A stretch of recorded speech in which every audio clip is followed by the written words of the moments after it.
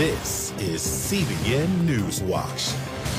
Thanks for joining us for CBN NewsWatch. I'm Gary Lane. We begin this half hour in the Middle East. Saturday is a deadline for Hamas to release more Israeli hostages. As Chris Mitchell reports from Jerusalem, Hamas, Israel, and President Trump are all focused on the Saturday noon deadline. Hamas is indicating it's ready to release 3 more hostages Saturday. Israel warns it must do so or it's war. If those 3 are not released, if Hamas does not return our hostages by Saturday noon, the ceasefire will end and the IDF will resume intense fighting until the final defeat of Hamas.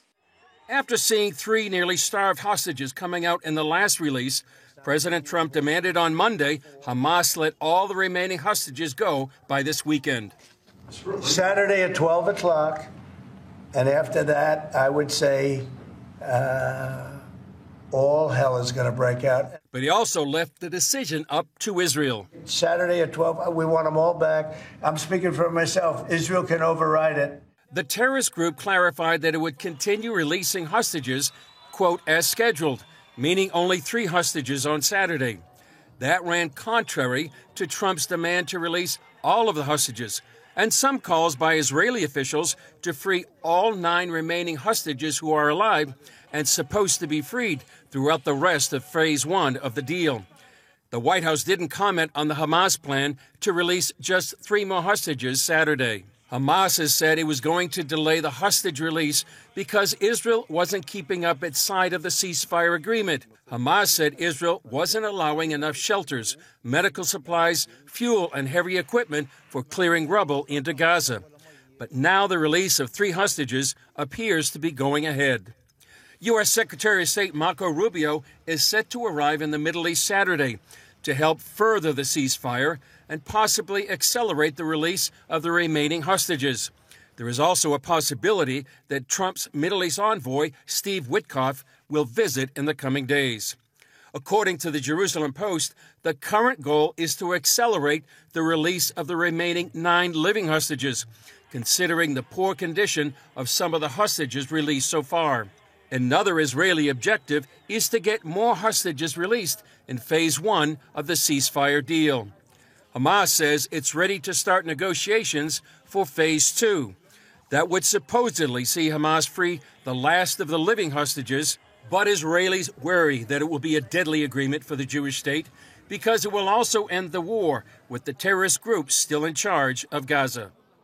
Our CBN News Middle East Bureau Chief Chris Mitchell joins us now with more from Jerusalem.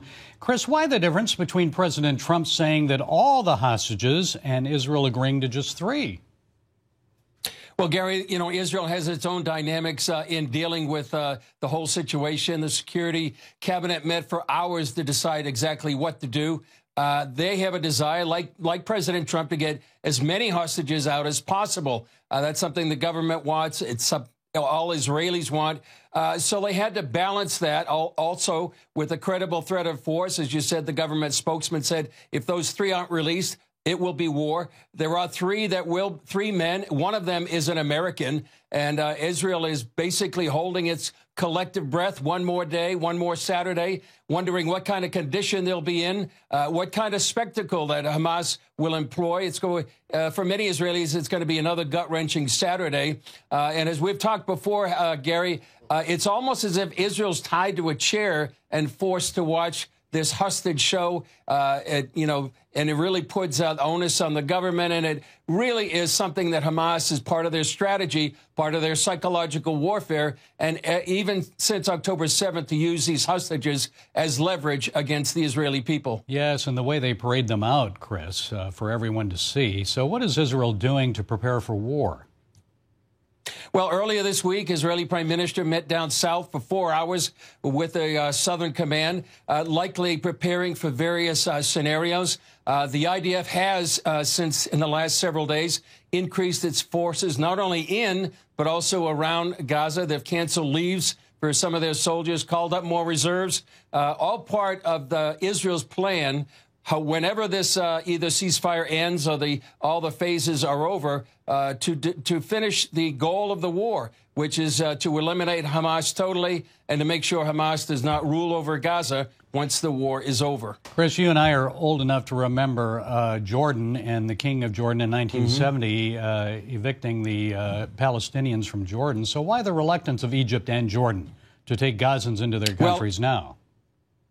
As you mentioned, Gary, it's a history. They tried to take over the Kingdom of Jordan, the Palestinians under Yasser Arafat at the time. It was called Black September when King Hussein at that time really slaughtered thousands of Palestinians to make sure they wouldn't take over the kingdom. They've done the same in Lebanon and in Egypt. They don't want people that have been under the ideology of the Muslim Brotherhood to go back into Egypt. President el-Sisi sees the Muslim Brotherhood and the Hamas that spawned the Hamas to come into their country. So right now they're in a difficult place. They're in between their population as well, who would not want to see Palestinians evicted from the Gaza Strip, and President Trump. That's why they're coming up with their own alternatives. But to me, Gary, it seems like both of these leaders are really terrified of the dilemma they're in between their own population and the demands by President Trump. Yeah, it's like not in my neighborhood throughout the Middle East, right? Yeah, so exactly. What can we expect,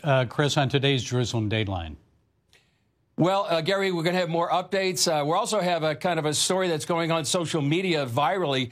2 nurses in Australia admitted they've killed Israeli patients. They would have killed more. That's one story we have. Also, good news is, Gary, they've been arrested, but also an interview with Robert Stearns, Bishop Robert Stearns of Eagles Wings Ministry, and Pastor Sam Rodriguez, a Latino leader. They're going to talk about the influence of the Latino church in relation to Israel. And finally, Gary, a story about the 21 Christian martyrs killed by ISIS 10 years ago. There's a new movie out that really honors them, celebrates their faith, and that they gave their lives unto death. Okay, we're looking forward to that. CBN News Middle East Bureau Chief Chris Mitchell, thank you for your insights. We'll look forward also to hearing from you again in the days ahead. Well, back here at home, severe weather across the U.S., including in Southern California. Now parts of that region face a continued risk of rock and mudslides on areas scarred from previous wildfires. The risk started after heavy rains on Thursday. The storm began to ease overnight, but dangerous slides can still strike. Meanwhile, to the north, snow and ice caused major backups on highways in Oregon and Washington, injuring at least 10 people. Well, when President Trump takes office, a president takes office, talk usually centers on the first 100 days. In Donald Trump's case, it's been fast and furious since day one. CBN's David Brody reports. So help me God. Congratulations, Mr. President. And with that, the flurry of activity began and has not slowed down. What a difference. In Trump's first term, he signed 33 executive orders during his first 100 days. Now, in less than a month, he signed 59 as of the beginning of this week. It'll go up from here. Corey Lewandowski served as Trump's 2016 campaign manager. And the luxury of a second term is you don't have to run for re-election. You can just go in all in with your ideas. The president also has more momentum this time around. In 2016, his victory came as a bit of a shock. By winning the popular vote in 2024, he now has more of a mandate. 8 years ago, only 49% approved of his inaugural address. This time, that jumped to 62%. He also has a more supportive GOP in Congress that is wary of crossing him. Case in point, certain cabinet choices labeled controversial are making their way through the confirmation process. And then there's this difference. Those closest to him this time around are completely different. The big difference, David, is surrounding himself with people who actually have the same philosophy this time, unlike in Trump 1.0, who look good but should never have been there. So gone are establishment types like former Secretary of State Rex Tillerson, Defense Secretary General James Mattis, and Chief of Staff John Kelly. Replacing them are loyalists, disruptors, and friends like very disciplined new Chief of Staff Susie Wiles. Joining her are like-minded cabinet members such as Attorney General Pam Bondi, Defense Secretary Pete Hegseth, and head of Homeland Security Kristi Noem, just to name a few. A much more organized operation planned over the last 4 years. Tony Kinnett is with the Daily Signal. There's nothing that bothers him at this point. There's nothing that he's worried about as far as electability. He's not looking towards things that he thinks are going to be that hampered him in his first administration. He spent the last 2 years, I know, working through every single detailed plan with those that he was looking to bring into this next administration. 2 years, you can get a lot of planning done. Candidly, David, if we would have had 8 years in a row, we wouldn't have been as successful as we're going to be with the 4-year break in between, because we had the chance to plot. The biggest difference so far is the speed in delivering on campaign priorities, such as targeting the federal bureaucracy. In his first term, the executive order making it easier to fire certain federal employees didn't happen until just before the 2020 election. This time, however, that order came on day one, and it had a much broader scope. From deportations to tariffs to banning men and women's sports, he seems more results-oriented and faster. Some say this focus could be due to surviving an assassin's bullet. It has clearly affected his outlook. I think it did. I also think the weight of the office is different when you've been in it and you've left and you've come back to it. What he is embarking on for the next 4 years will fundamentally, historically, and profoundly change this country forever. That is certainly Trump's goal, and unless Congress or the courts get in his way, it could happen with lightning speed. Coming up, the junior senator from the Rushmore estate. CBN News sits down with Mike Rounds, see his driving force, and hear his plan for helping American families. Stay with us.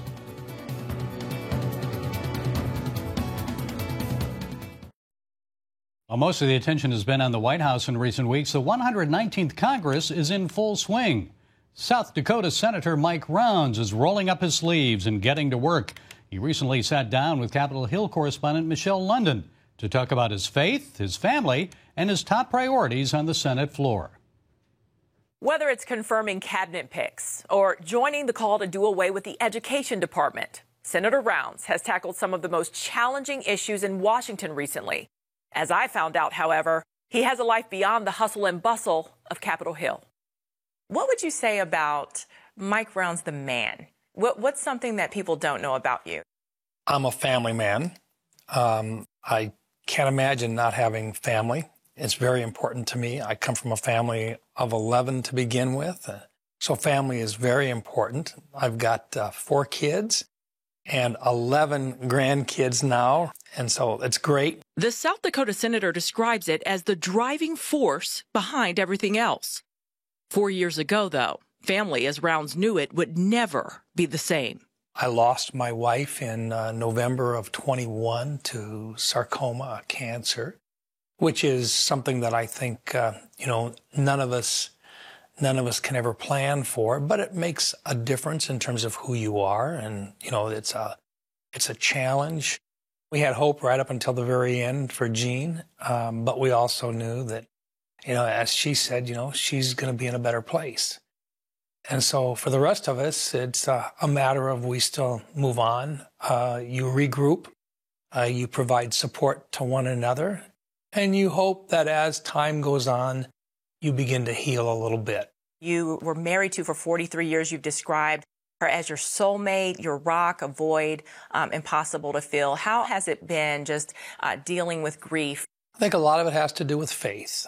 And first of all, you recognize that the loss is there, but you also know that you have a role to play moving forward. Rounds says healing is slowly taking place and that fellowship with other believers has been a key component. In our Bible study and also our prayer breakfast on a weekly basis has been special. It brings people close together, and it tells us that we really, even among party lines, there are some things that we all agree on. And up here, that's very important. Transitioning over to your role as senator now, let's talk about the first 100 days of Congress. You are such a big part of impactful decision-making. Does your faith, would you say, play a role in guiding your decisions, especially under the new administration? I think part of it goes back to asking for wisdom and asking for the ability and the help to do what's right, to make the right decisions. A lot of decisions are not black and white. It's a matter of making the right decision long term that saves lives. I think that's something that all of us as Christians should be doing. You just reintroduced the Whole Home Repairs Act. In a lot of cases, the people that need those services don't have a one-stop shop where they can go and learn about all of the different types of services that could be offered. Round says his proposal would address repairs quickly and help those who need it most. That would include homeowners on a fixed salary or small landlords renting affordable units. And if we can repair a roof, fix windows, perhaps fix a heating system or a plumbing system, those are the types of things that could actually maintain that house for somebody that doesn't have a lot of money. If passed, Round says the next step would be a pilot program spreading about $25 million in grants across the U.S. Let's talk about Department of Education. Sure. You recently called to eliminate that. Some parents taking to social media expressing concerns about funding certain programs like special ed. Our goal was not to hurt people. We want our state agencies to take the lead role, not the federal government. What we've tried to do is to eliminate a department that has this authority to issue new rules and regulations regularly to the states in terms of how they should be teaching kids. We know that the federal department has done nothing to teach any kids, and most certainly we have not seen grade level academics improve since the department was created. Let's take that money that would normally come through the Department of Education and send it back as block grants to the states. What's one piece of advice you would give new incoming senators? Don't assume that just because a person is of one party that they're the enemy. I think sometimes as people come in here after having partisan elections and so forth, I think they come in thinking that you're either on the right side or on the wrong side. And here in the Senate, what you find is the founding fathers put together a group of people who are supposed to sit down with one another. Sometimes people think that compromise is a dirty word. It's not. It's what this country was founded on in the first place. Michelle London, CBN News, Washington. Welcome back to CBN NewsWatch. The Philadelphia Eagles are Super Bowl champions, and while the city of brotherly love awaits the champions parade, Eagles quarterback Jalen Hurts made good on a promise by going to Disneyworld. Well, joining us now to talk about what's next for sports fans is CBN sports reporter Will Dawson. Will, the Super Bowl's in the rear view, so what's next? Well, Gary, there is life after football. If you're a football fan, you might be surprised to know the basketball world is heating up right now, and it's the NBA All-Star Game this weekend. You'd be surprised to know that teams like the Cleveland Cavaliers and the Oklahoma City Thunder are the best teams in the NBA right now.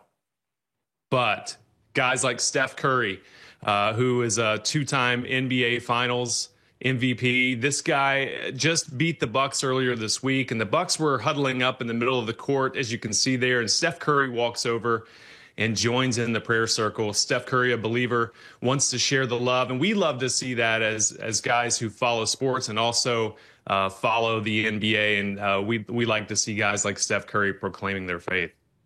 Will, you travel for sports stories, so do you have anything interesting coming up? Well, it's funny you should mention that, Gary. I'm getting ready to head down to Auburn, where the #1 team in the country, the Auburn Tigers, just tomorrow will be playing the #2 team in the nation, Alabama Crimson Tide. And what's going on down in Auburn is really cool because these guys, several of them are growing in their faith. They're joining a team Bible study, and they're led by 6'11" center Dylan Cardwell. Dylan is a guy who gave his life to Christ early on, but really it became committed in his life just recently, just in the last couple of years. He's taken a couple of mission trips. He even gave $14,000 of his own money to Forgotten Children's Ministry.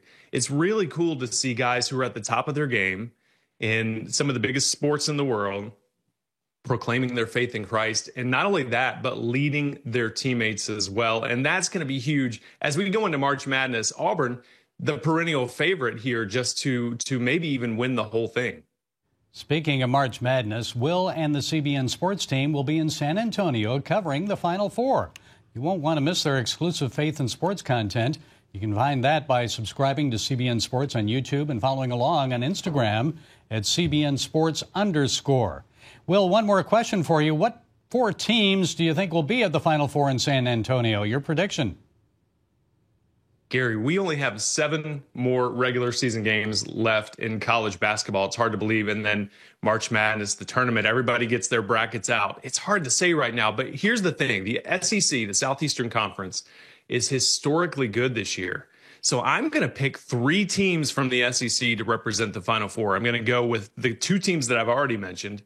Auburn, the #1 team in the country, Alabama, #2, and then a Kentucky team that's won 7 games against the top 15 this year, including the 4th team I'd put in there, the Duke Blue Devils. So Alabama, Auburn, Kentucky, and Duke, that's what I'm saying right now. We've still got some time, and a lot of things can happen between now and then. Will, thanks for joining us. Coming up, 2 police officers in Michigan show an heroic act of public service.